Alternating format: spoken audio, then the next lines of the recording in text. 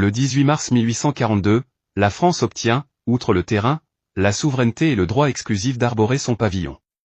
C'est à partir de ce droit et de cette souveraineté limitée à un village que date réellement l'occupation de la rive droite par la France et partant, l'origine de ce qu'on appellera Libreville.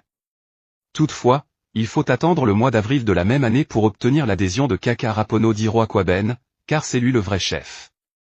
Les Français pouvaient alors s'installer librement, ce qui fut fait presque aussitôt.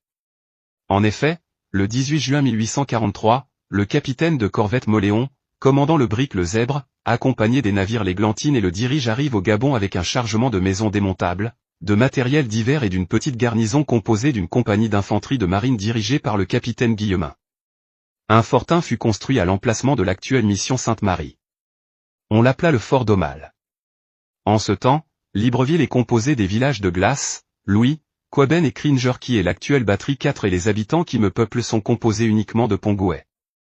Autour de Libreville habitent les Assékiani que les Français appellent Boulou et plus à l'intérieur les Akélés. Les Fans quant à eux, sont encore très loin à l'intérieur. C'est le missionnaire américain Wilson qui le premier signale leur existence en 1843 après une tournée dans le Haut-Como.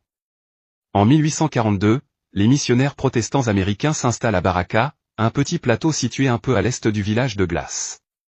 L'enseignement y est donné en anglais.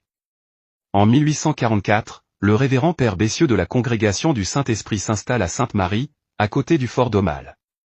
Ce fort, qui devait abriter la petite garnison du comptoir était construit sur un plan carré de 50 mètres de côté, entouré d'une palissade et protégé aux angles par des canons.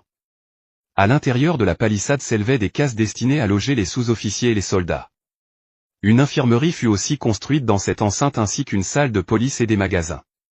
En arrière du blocos furent élevées 5 cases des missionnaires catholiques qui sont entourés de jardins, de bananeraies et d'un parc à bœufs.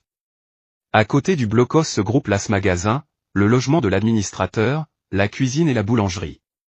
Ces bâtiments sont soit en paille du pays, soit en planches.